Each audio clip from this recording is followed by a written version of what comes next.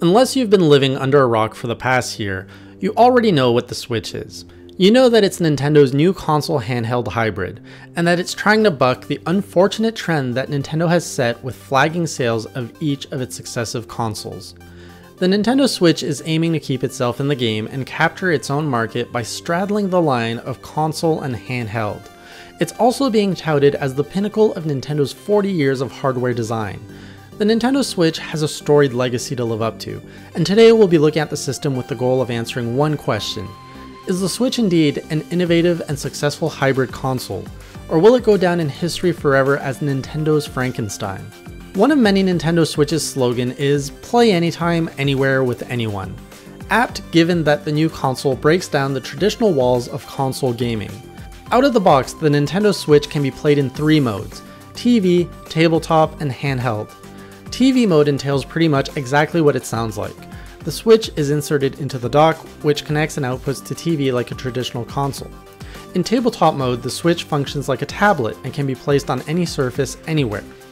Finally, handheld mode allows players to hold the Switch between their hands, controlling the action with 2 controllers called Joy-Cons that slide into place on either side of the screen. The Nintendo Switch is by far the most unique console we have ever seen in the relatively short history of video games. It's a console like no other. However, its uniqueness comes at a price, which is the power under the hood. In terms of processing power, compared to its market competitors, the PlayStation 4, the Xbox One, and their variants, the Switch comes dead last. Though this could come back to bite the Switch in the butt, so to speak, a few years down the line, it's worth noting that there's enough juice in the small device to run games like The Legend of Zelda, Breath of the Wild, and Skyrim. Prior to the Switch's advent, these types of games would require players to be tied down to their TVs or computers. Let's start with the most traditional mode, TV mode. This mode is meant to mimic a traditional console feel. Players may either play with a Pro Controller, sold separately, or with the bundled-in Joy-Cons. The first thing you'll notice is how incredibly compact the Nintendo Switch is compared to any other console from the last decade. It's one of the smallest consoles ever, and I love how little space the unit takes in my entertainment unit. For this review, I only had the use of the 2 Joy-Cons that come in the standard bundle. I initially tried playing by holding a Joy-Con in each hand, however the analog stick on the right hand Joy-Con, often used for camera rotation, felt too low and uncomfortable in my hand. Luckily, Nintendo also bundled in a controller accessory, which you can slide the Joy-Cons into for a more traditional feel. I was then able to adjust my grip, and the positioning of the analog stick was no longer an issue. Speaking of the Joy-Cons, these are easily the most advanced controllers ever developed by Nintendo. They pack a ton of technology into such slim frames. Each controller communicates wirelessly with the Switch and features an analog stick, 4 face buttons, 3 shoulder buttons, and 2 other menu access buttons. As mentioned above, the right analog stick can feel a bit awkward. The only button that does anything new is the image capture button, which functions pretty much as advertised and lets you take a screenshot of the game you're playing at any time. Video capture is currently not natively supported by the Nintendo Switch, which is unfortunate given that the Xbox One and PlayStation 4 can both do so. However, Nintendo has stated that this feature would be added at a later date.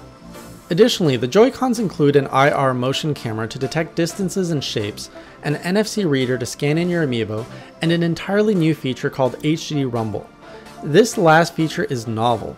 No other product on the market has anything like it.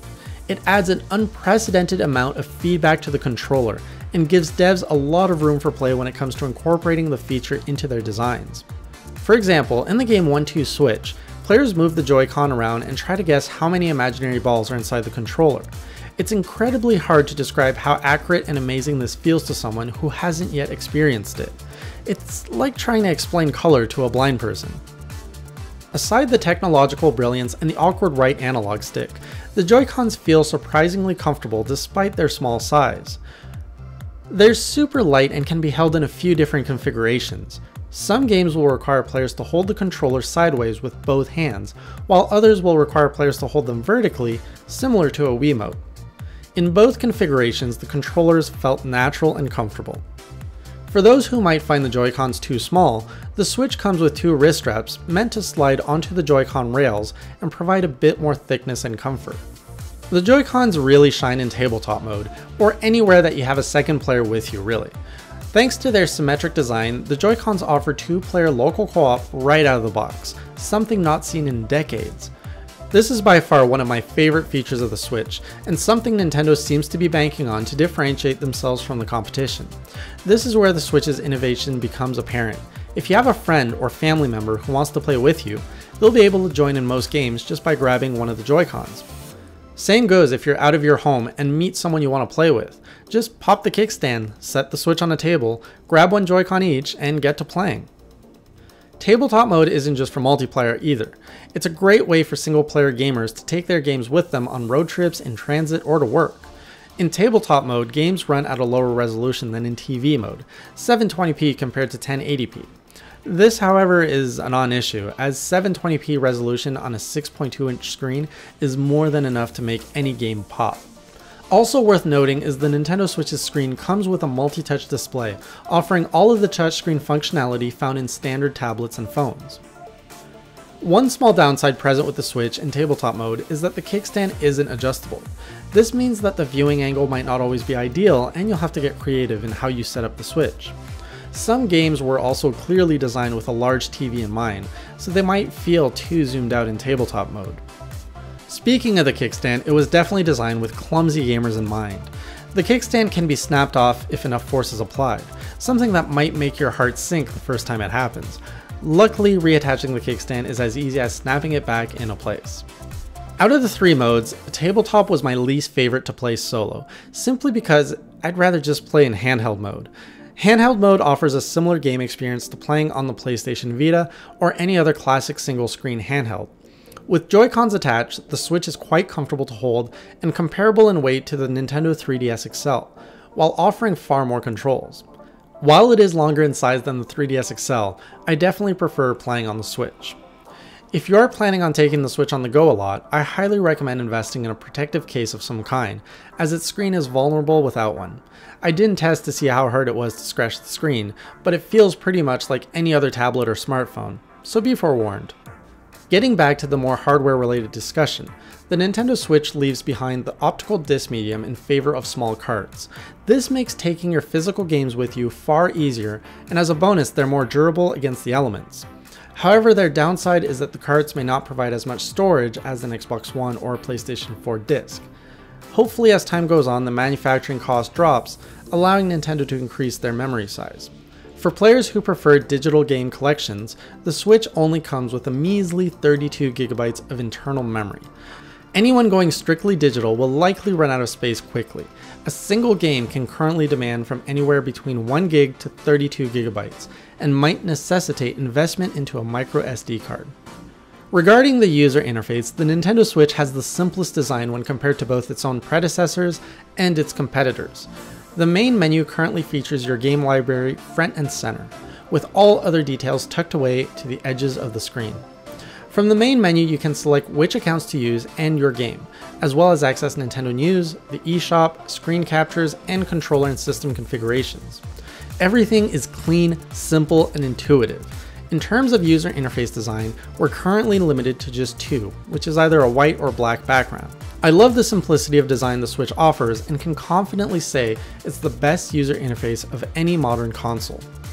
Surprisingly, Nintendo chose to forego standard non-gaming applications found on other platforms, such as a web browser or a video streaming service.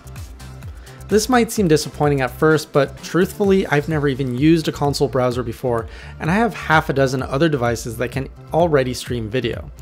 It would be nice to see a patch down the road introducing these features consumers have come to expect, but it's no great loss if not. The Switch, however, does come with a new type of parental control app that can be used right from a smartphone. This is a big leap forward in giving parents more insight and control into what their kids play. As a parent myself, I really appreciate how easy it is now to select which games my son can play, how long they can play, and monitor his access to social media, the eShop, and so on. The Nintendo Switch is a fascinating device. It redefines what a console is and blurs the line between home console and handheld. The Switch takes big risks by sacrificing power, surely cutting out some high-end AAA third-party games, but the trade-offs is very Nintendo in that it offers more ways to play, and therefore more types of fun. The Switch is the console you'll want with you at parties, when friends come over, and when you're on the road, or even when you want to relax at home. It's the console that sacrifices high-end gaming for a broader range of gaming. At the same time, its unique features don't feel as gimmicky as is the case of the Wii or Wii U. It feels natural, modern, and like a sophisticated gaming system. The Nintendo Switch strikes a very nice balance between the innovative and the familiar. A Frankenstein monster this is not. The Nintendo Switch is a very attractive piece of gaming hardware. Just as any other console, however, it can only be as good as its software library. All Nintendo needs to do now is deliver a solid lineup of first-party games while enticing third-party developers to bring their franchises to the platform. If they manage that, the Switch could become the best-selling console of all time.